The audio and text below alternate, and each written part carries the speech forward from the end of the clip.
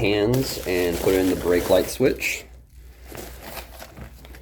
We got some boots to cover up the wires. This is the switch that I was telling you guys about. It's just a very simple on-off switch. It will bolt into that bolt, and then when the pedal is not being hit, the button will be pressed in and the lights will be off, and as soon as I hit the pedal, the lights will turn on for me. So I'll have brake lights. Got some new pans as well because the ones that I have in there are rusted and the connectors are just completely shot. I needed new ones. So let's do it.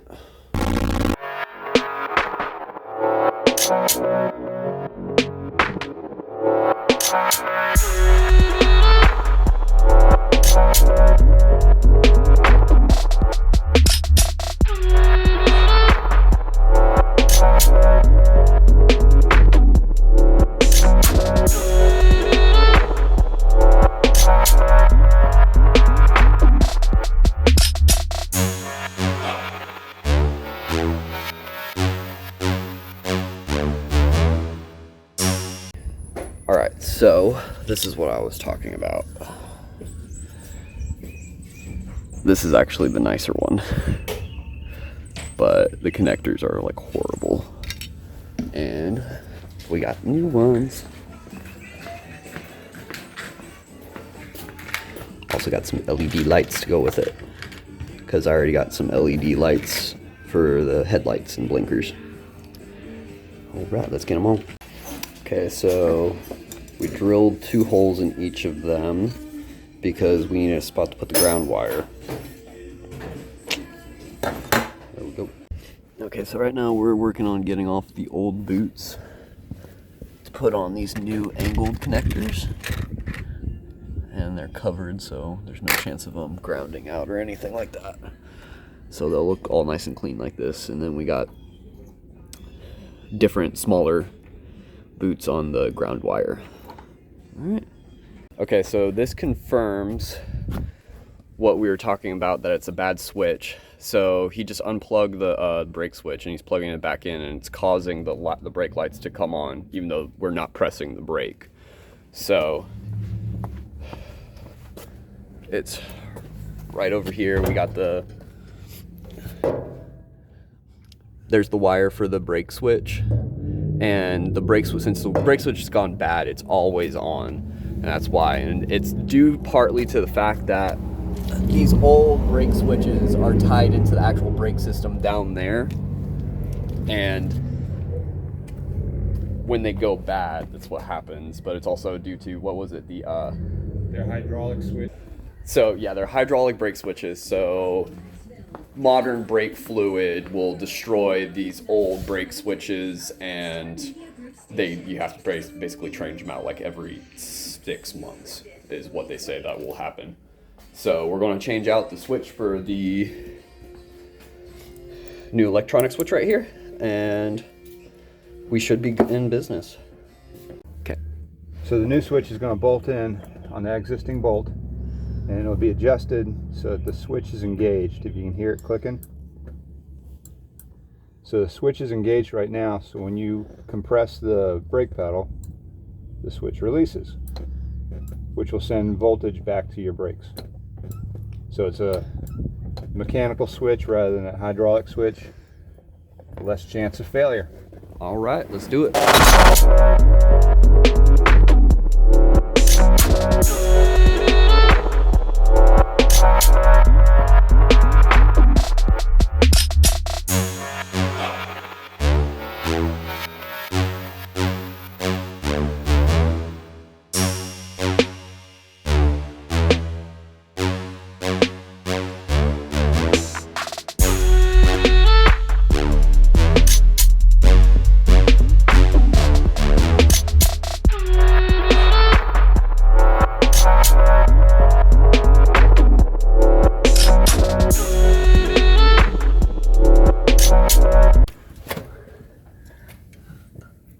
All connected.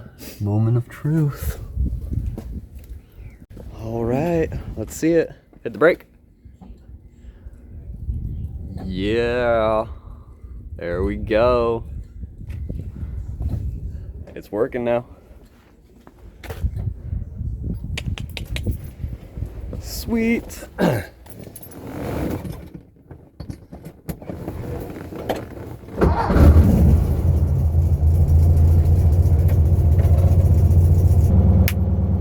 guys, I'm going to take the bug for a little test run on this back road that I found that's pretty fun. I might try to stop and do a few beauty shots and then see how it goes.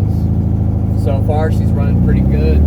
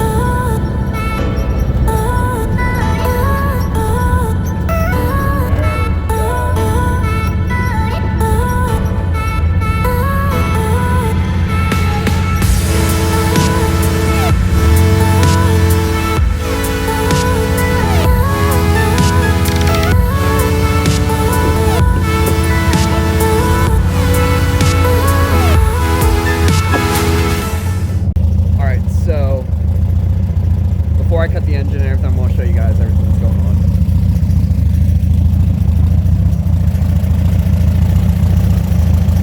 She is running pretty good. Still need to mess with the timing and the tune a little bit, because it's still set at like the stock timing that they recommend. Stock timing on these bugs when they have the mechanical distributor and old carburetor is top dead center at 900 RPMs. That's the timing that they recommend. Since I have an electronic distributor and a brand new carb in there that's better for it, and it's also a tad bit of a different engine than what they have in it for the maintenance book and everything that I have, which is like the stock, everything stock. I'm going to try to time it to probably about more like 5 degrees advanced. See how that goes. I've been reading a lot of forums and everybody recommending from 5 to 7.5 degrees advanced. Go ahead and kill that for right now.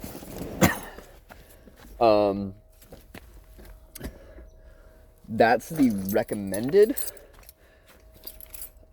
timing. Depending on how my bug runs with that timing, I may try to, tweak with it a little bit more, get a little bit more horsepower. It's not going to be a lot, but it'll be noticeable probably. For me at least. Yeah, so the location that I'm at right now, these are all over here. So I live on Fort Campbell, right? Those bunkers right there used to house nuclear warheads. They don't anymore, but it's a really cool spot to take some shots of the bug and everything. So let's cut to it.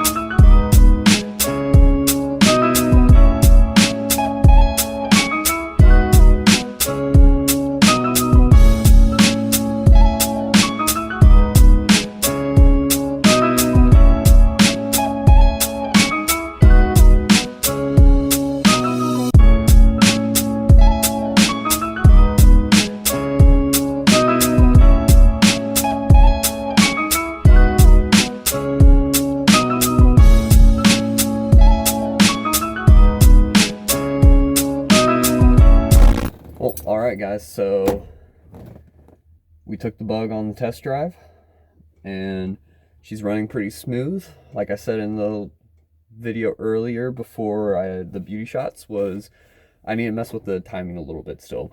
I'm noticing some lag and I could use a little bit more power, but all in all, right now, she's running really good compared to when I first got her. So I'm gonna start her back up and take her home.